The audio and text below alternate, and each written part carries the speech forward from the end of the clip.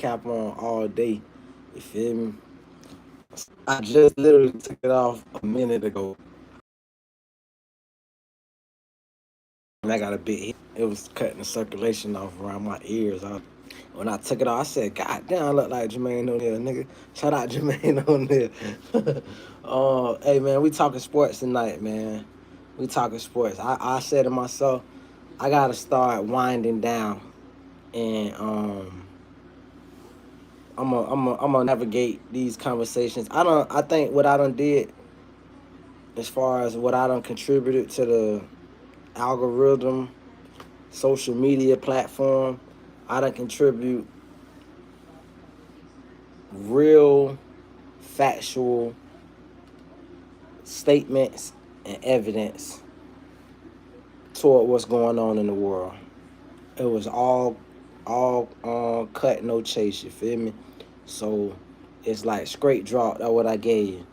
And for the people that caught it, whether it was just a bunch of authorities or whether it was some actual genuine people that caught it, I'm proud to have brought that to the I'm proud to have contributed that. So with that said, you know what I'm saying? I'm gonna make the conversation lighter, and it's gonna be revolving around sports and whatnot. So yeah, man. You get a new cut. Yeah, man. I had to chop off, man. Had to chop off. I got some things going on, very positive things in my life, and so I had to go ahead and just chop it off and clean it up a little bit. You did, and so and like that's what you finna see. I'm finna now on to go on a slight hiatus. I'm gonna still be on YouTube. I'm gonna be like just an observer though. I've been saying that, but it's about to get really legit to where you won't see me making no videos. That's why I'm having all the fun right now and getting all my quote unquote rocks off, getting my points off, getting my facts off, because we live in the real world. I don't know how you is, little bro, but in this world, bro, all I can say is stand on your morals. You feel me? Like some people say, stand on your loins. Stand for what you believe in, bro. If you gotta be a sheep and just follow, I don't know if you ever heard of Power Rangers, but back in the days, they had the Power Ranger movie, and it's a certain part where they was walking off a cliff, and all of them was under a spell, and all of them was about to walk off the cliff, because that's what people are, followers under some kind of illusion. So English. So, shout out to 34 people here, man. Let's talk sports. Man, my Raiders are looking like a dump. Anybody drop their trash out to the Raiders, we'll take them. We'll take them. It's really it's heartbreaking being a Raider fan. Let's switch it up. We talking sports. Like, I'm a Raider fan. We just picked up Kenny Pickett. I don't understand how Kenny Pickett got a job and Cam Newton don't got a job. I don't understand it. Somebody got to make me understand it, please. I mean, we went and picked up Jimmy Garoppolo, gave him a 3-year, $70 million deal when he was already washed up. He was washed up in San Fran. But we said, no, bring your junk over here. We passed up on the last 3 years of picks. Think about all the good quarterbacks that came out the last 3 years. We passed all of them up. No, hell no, nope, nope, nope. We waiting on our savior, Kenny Pickett. After we had to deal with 10 years of Derek Carr. Derek Carr, I don't know if anybody watched NFL in here. Derek Carr got a highlight of pick sixes. The man threw more pick sixes than some of your damn favorite quarterbacks threw actual touchdowns. And he had a job for 10 years. 10 years. Like, the NFL and sports is the only place. Sports is the only place where sports and law enforcement is the only place you could do a horrible job somewhere and somebody else willing to pick you up. Like, they're like, we'll take them, we'll take them. Like, goddamn, like, you can't be a terrible cashier at no place. Now you can go lie to somebody and say, I ain't never had a cashier job. But that's what references is for. And in sports, we got your reference all on ESPN, all on YouTube. We see your resume. You can't fabricate no resume when you in sports. These bitches throw all the picks in the world. Back in the days, I'm talking a little sports history. Read these comments. Keep y'all engaged. Whatever. GOAT CR7 said, whoever, bless his heart. We could turn this into a joke hour, but a lot of y'all don't know how to joke real good. It'd be like real bland. So I'm not gonna roast because I'm quick with it. And shout out to the other person the other day who said I was witty. I read the comment wrong and I said he called me Whitey. And I felt so stupid when I went back and looked at the video. I said he called me witty. It had done registered once. I'm like, why would he call me Whitey? And he was saying witty. But anyway, Khadijah said, and I love the name. Khadijah Elah said, hi. What's up, Khadijah Elah? She said hi a couple times. I'm sorry, boo. When I be in the midst, I be getting my points off. What's up, boo? Very beautiful name. If that is, in fact, your name, I can imagine you are just a very beautiful woman because that just sounds like a beautiful person. Um, the GOAT CR7 said something again. He said, hello again. What's up with you? I don't know how to. Y'all got to teach me this screaming thing. Like I got 26 people in here, right? Now I know I'm not gonna keep all y'all. 20 y'all gonna bounce out of nowhere. That's cool, but I want to learn how to keep people engaged, right? I'm talking currently about sports, but I be talking about a diverse amount of array of things. But I want to learn, like, and the only way I see people being engaged is when they get. I guess I got to read these comments more. Khadijah said, "What are y'all talking about?" Well, Khadijah, I started this conversation by saying I'm digressing from talking about world affairs, and I'm gonna just talk about some sports for the next couple of days because I still have a personal life, and I have to some what I say doesn't affect. Well, it does, but I think for the betterment and for myself and my perception, I would want people to know I'm not an angry person. I'm happy as hell. I'm just frustrated. It's like, and I'm gonna explain that, but let me read some more comments real quick. Mystery says, "Who should I edit?" Well, if you're talking about making an edit, who you should edit is, listen, a go-to guy, a comedian. I don't know if you're looking to make a funny edit or what you should do, but I'm gonna challenge you. Do an edit of Yu-Gi-Oh! That's anime. That's some throwback anime. Animaniacs. The particular Mindy or the other character who grab all the animals and mix a comedian in with it. I would say my favorite comedian to mix in with just because he just says some like funny stuff. He's not my favorite comedian. My favorite comedian. I don't really have a favorite comedian because comedians is like, listen, it's like it's so funny because in music we all say who's the greatest artist. Some comments go on the street where you just feel like they're the greatest ever. Like Dave Chappelle, you could have told me 2 years ago Dave Chappelle wasn't the GOAT. But Cat Williams went on his recent streak, and it's like, damn, boy, that boy flaming. But my one of my personal favorite, and we share the same last name, Eddie Griffin. He always mixed realness with his stuff. Like he always mixed education and realness, like from a hood perspective. And so that's one of definitely one. And he could dance and he could act it out. He could do all this stuff. But then Jamie Foxx is so multi-talented. He could sing, act.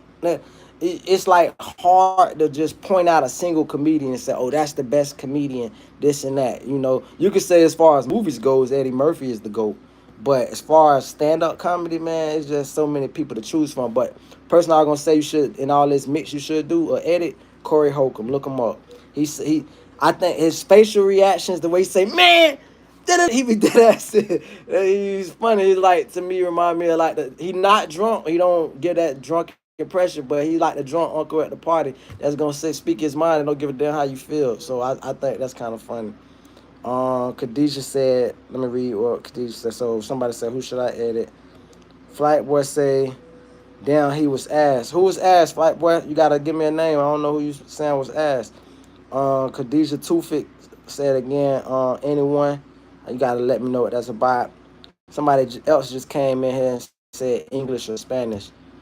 Bitch, what language you hear me speaking right now? That's a fucking. Let me teach y'all a word real quick for anybody that want to know linguistics or the English vernacular. They have a word that's called absurdo. Absurdo is like an oxymoron. It's something that's so fucking absurd that it's absurd. Think about that. It's like saying something that's so stupid it's stupid. That's what asking me English or Spanish is when you hear me clearly speaking fucking English. What the hell are you talking about? Like, come on now. Uh, your local meme. How are you doing, man? I'm doing pretty good. I'm trying to keep this shit sports. Okay, shout out to my dog Flight Boy. He reiterated his points. As long as you're not a Bears fan. Let me tell you something. We're gonna talk about that real quick. We're gonna talk about both of them. So Tim Tebow was the best Broncos quarterback. So was Peyton Manning, and I'm not a Bronco fan. Listen, Flight Boy, I appreciate you jumping out the window. I'm a Gator. I'm a Florida Gator. The greatest quarterback we ever had, his name was Chris Leak. Never made it to the NFL. I know you probably think, well, how you the greatest quarterback? And y'all done had Rex Grossman make it to the league.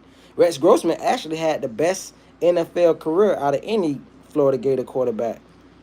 And probably the least success at Florida, which is surprising.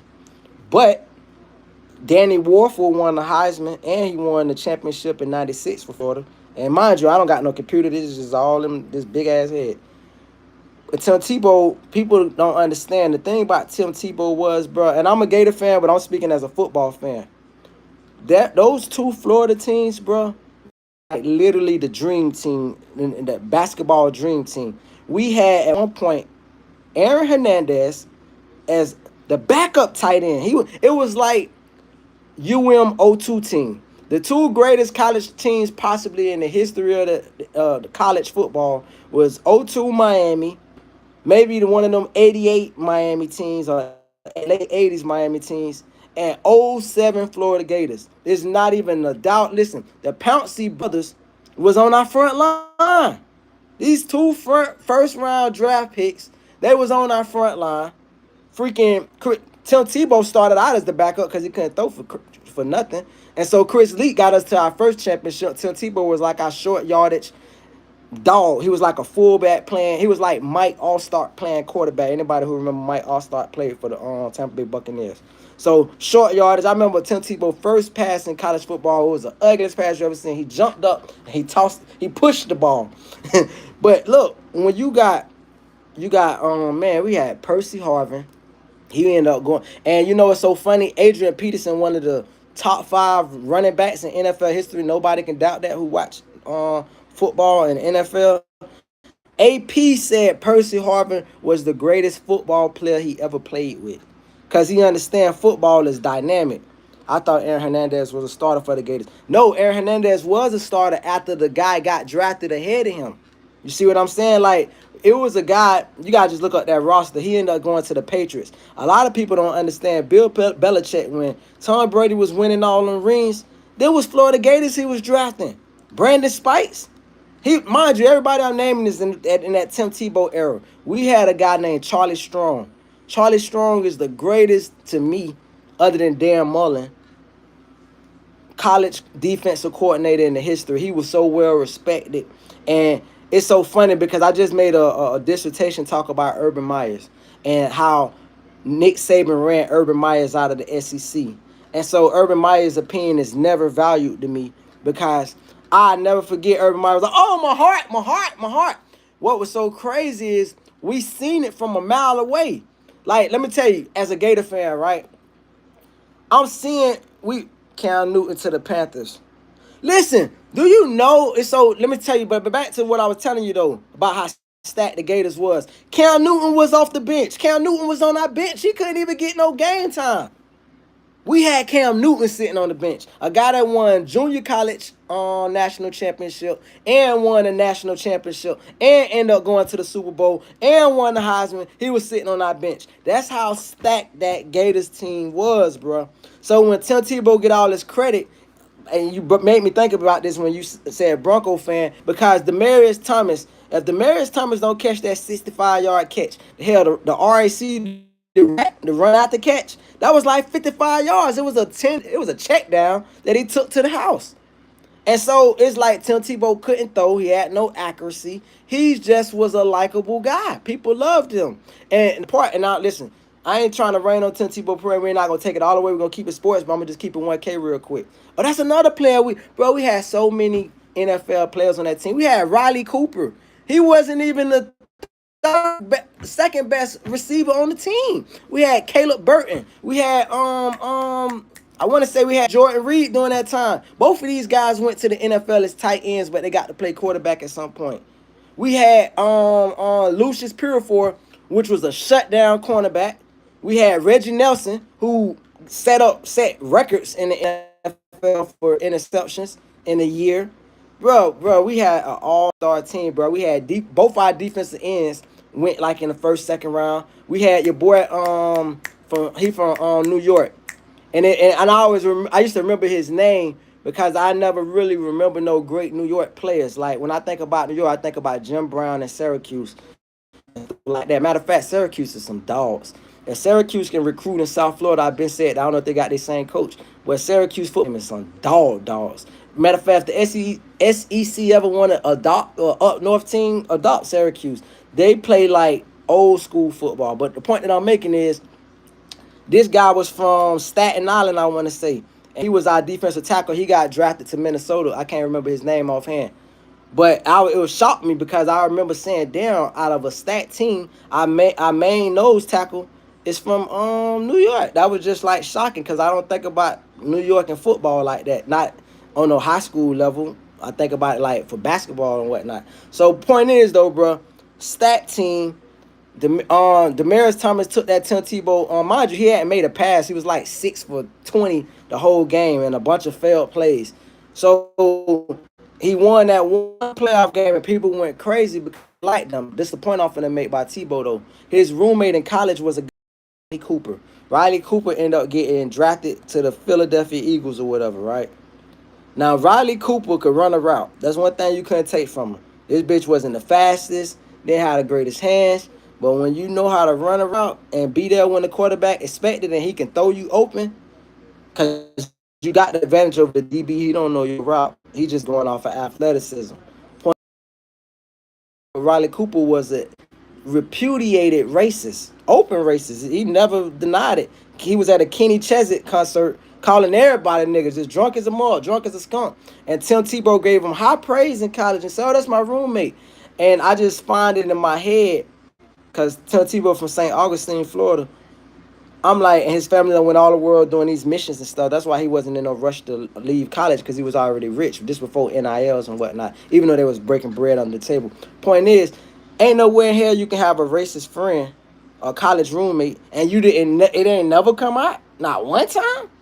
So it was like the good old boy network liked it, Tim Tebow, and they really cheered for him. That's why he got a second chance to try to come to Jacksonville, and they ended up cutting him because that was just for show, because they weren't going to let him just take a spot. It's like, what can you do?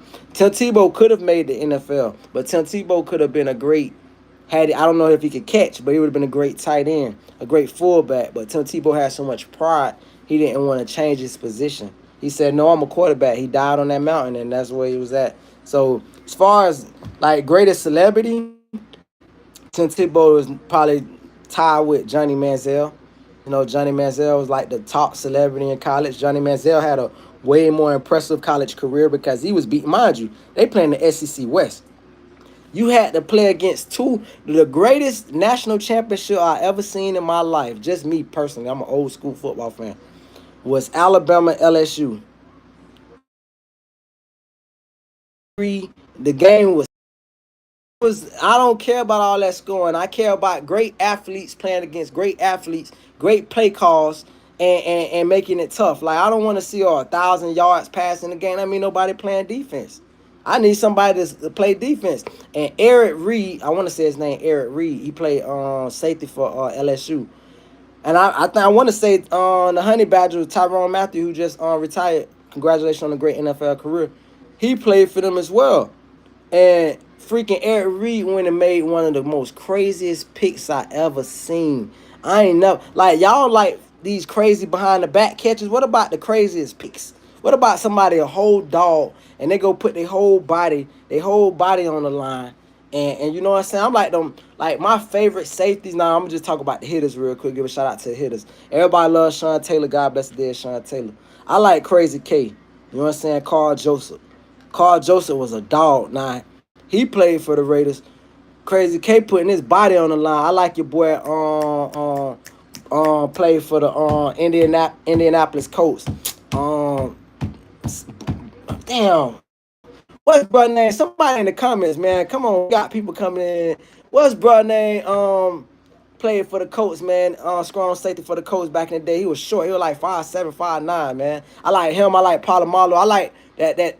I don't know if they made it illegal, but when Palomalo used to count the snap and he jump over the line, oh, they need to make that part of a real game. Like to this day, like he jump over the line. He just gonna anticipate the snap. And what was bro name though? Sanders, something Sanders though, who played for the Colts though. I like the hard hitters that made you think about coming across that middle, that put their whole body on the line. Matter of fact, shout out my county, Broward County. We put so many players in the NFL. Ryan Shazier, you feel me? I know he played linebacker, but he played for Plantation High School. You feel me? Shout out Ryan Shazier. Like people that really went out there with some dogs. You feel me? Shout out your boy played for Minka Fitzpatrick, straight animal, straight dog. So it's like those the players that leave. Shout out your boy who get looked over. He done fell off because he done got old, but at the end of the day, Jalen Ramsey, man, Jalen Ramsey is a real shutdown corner. It been a shutdown corners that had their little run for 1 or 2 years. All right, take it easy, little Whoa. That part. Did you know that touchdown OBJ makes, he does a Michael Listen, shout out to OBJ, but to me, and it still remains as the greatest catch. And obviously, it's hard to just say the greatest catch. Been so many great catches in NFL, but I'm just never gonna forget David Tyree catch for the Giants. He caught that shit off his helmet. The whole play was just like you couldn't have scripted that, and it was just beautiful. It was. It's crazy how the Eli disrespect. People disrespect Eli Manning. They act like he ain't beat Tom Brady twice. Like, do it once, okay, call it a fluke, call it what you want. He beat him twice. He fucked up their perfect season. That year was like a video game. Tom Brady was just like, hey, Randy, you run a deep route. This nigga was looking like your boy Dante Culpepper. Bitch, Dante Culpepper got Chris Carter over here. I got Randy Moss over here. And he had another nigga, he get slept on. He was their third option. But when you got two Hall of Fame receivers, of course he gonna get slept on. I can't think of his name. He was good. But the point is, freaking Dante Culpepper, like, hey, man, check it out, man. You go deep, you gonna draw two people. You definitely drawing a safety, and you definitely gonna have a corner on you. Either I'm going to just take the chance to throw it and you just moss both of these dudes, or I'm going to catch them on the cut route. I'm going to run Chris Carter underneath route up under that because he going to have one-on-one coverage. He going to beat this guy every time. So it was just like, only thing is they couldn't stop you. They had John Randall on their defense, but they ain't had no like world-renowned defense. So yeah, shout out to everybody came in and check on me. That was them folks, man.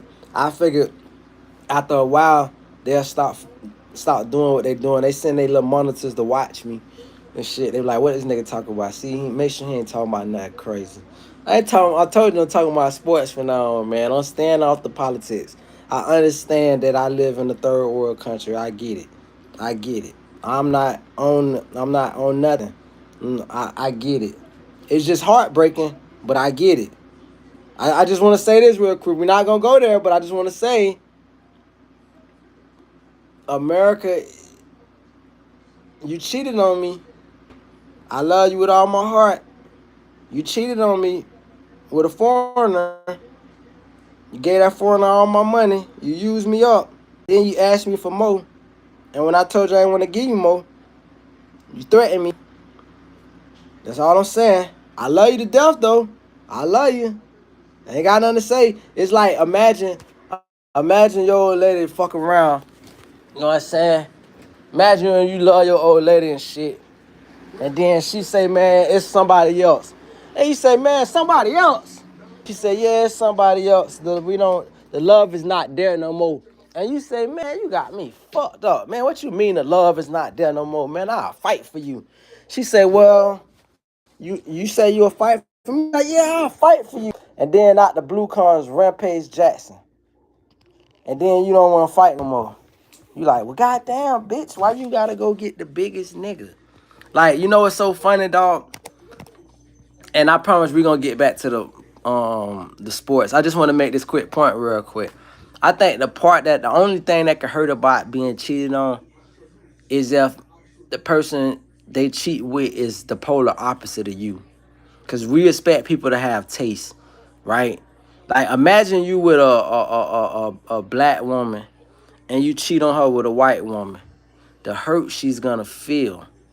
And vice versa. Or you with a short nigga and you cheat on him with a tall nigga. You with a tall nigga, you cheat on him with a short nigga. You with a fat nigga, you cheat on him with a skin. The polar opposite is what hurts. Cause it's like, yo, you just didn't even fuck with me, period. You didn't never even like me. Like, it's hard to call me handsome. It's hard to call me anything. It's hard to give me a compliment after you don't win and got the total opposite, because that mean that's really what the fuck you like. And so same thing with this, and I said I'm gonna be off here. I just want to make a quick point with America. It's hard for America to tell me, hey, you're such a patriot. I love you so much. It's hard to make it ain't hard to make a burning the flag a crime, but it just look crazy to say burning the flag a crime when Americans is dying overseas right now. And nobody getting their revenge. You know? Like Americans done had their ships, their naval ships bombed and shot up by another country. And mind you, I ain't said that country name. I told you I'm not going down that route. I'm trying to stay off it. I've already kind of went down it. But America done had this ship, this naval ship. Like, I thought we loved the Army. I thought we loved our armed forces. I thought that was our backbone. I thought motherfucker supposed to understand. It's almost like I was watching Chicago PD, right? Shout out to not having no cable. Get to watch some interesting shit, right? Shit that you said you never watched. And Chicago PD, the man is like showing love to the mob in Chicago, right? So he's a cop, but one of these, the mob, you know, they own a little strip club or whatever. So one of the strippers get killed. So he get him a courtesy. He come to the boss like, hey man, listen, she was doing numbers for y'all, running numbers for y'all and shit. I ain't here for that. I ain't here to investigate that. I know y'all the mob. I just want to know who killed her. So they like this and that and that. That's the point I'm making. Toward the end, when he find out who the real killer was, he get a killer two options. He say, man, listen, you can go ahead and confess right now and go to jail. And this is with no plea deal. Or I can send you back out there in the streets. And his partner, which is his daughter, his law partner, she looking at him like, you gonna let him go? We got this bitch to the wall. But he's basically saying, I know street justice. You don't let us get the mob all hot. We looking at the mob and shit, and we starting to do investigations into these bitches. You already hot, bitch. You get out in the streets, bitch. You never gonna be seen again. That's the whole point that I'm making.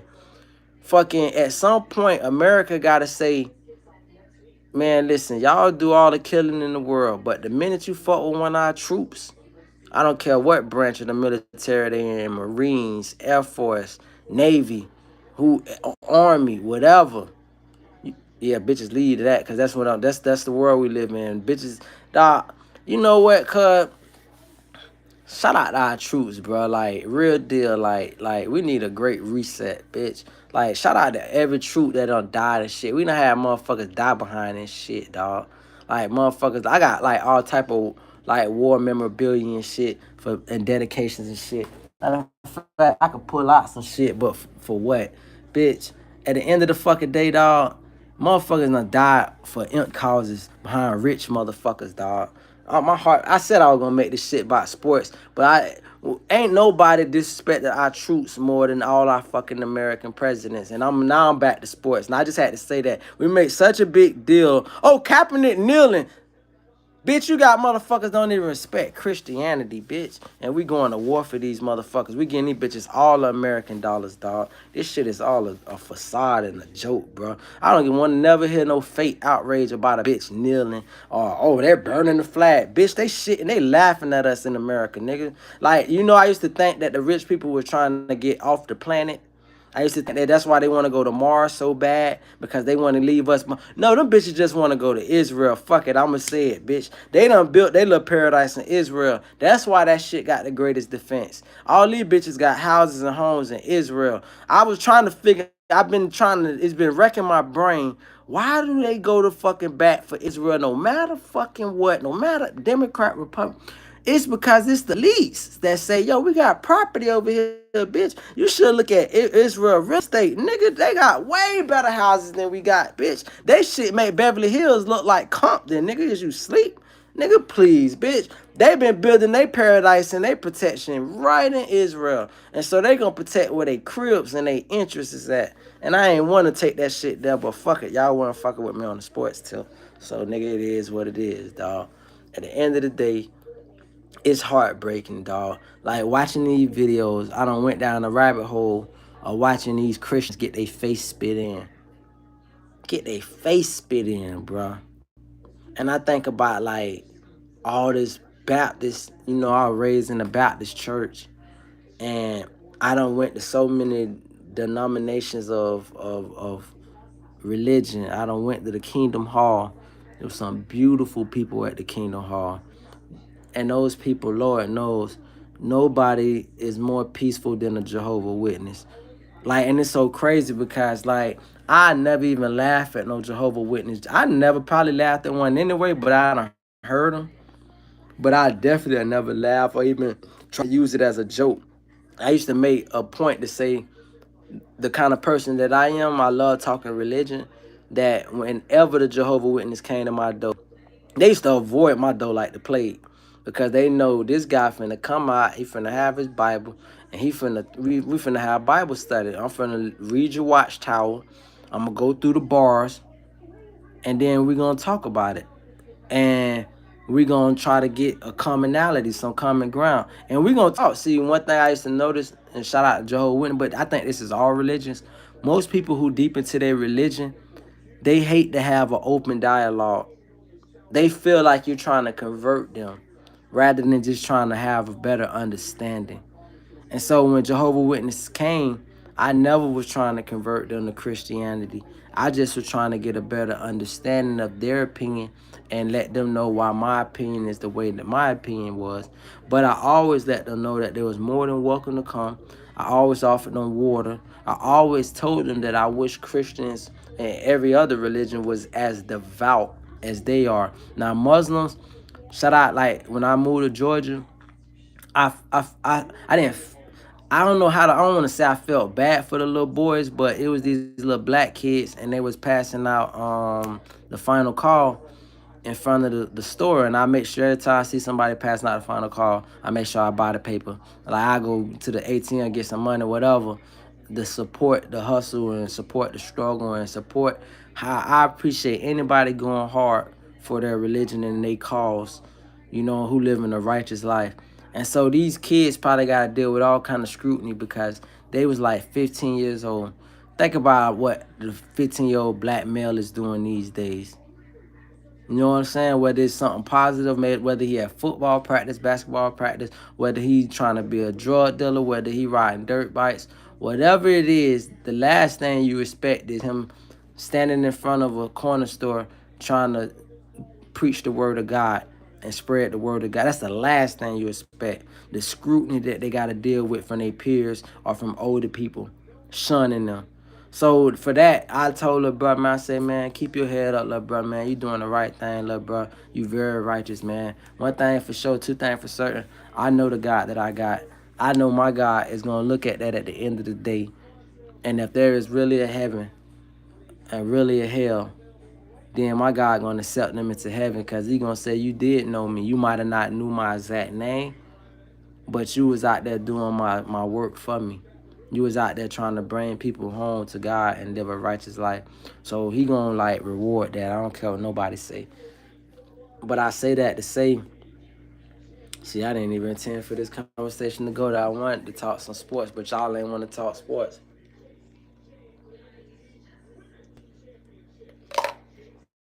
Nobody want to talk sports with me. So just the truth. Let's talk a little truth. I think about How these people are the devil's children, bro. They the devil's children. I expect you two to get ready to cut me off soon, but we're gonna chop it up until then. These folks is the devil. Matter of fact, I'm gonna tell you a thought that I was thinking.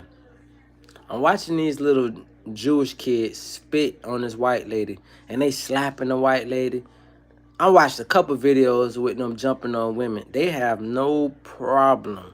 We live in I don't know if it's just an American thing, but for the most part, most Americans is taught you don't put your hands on females.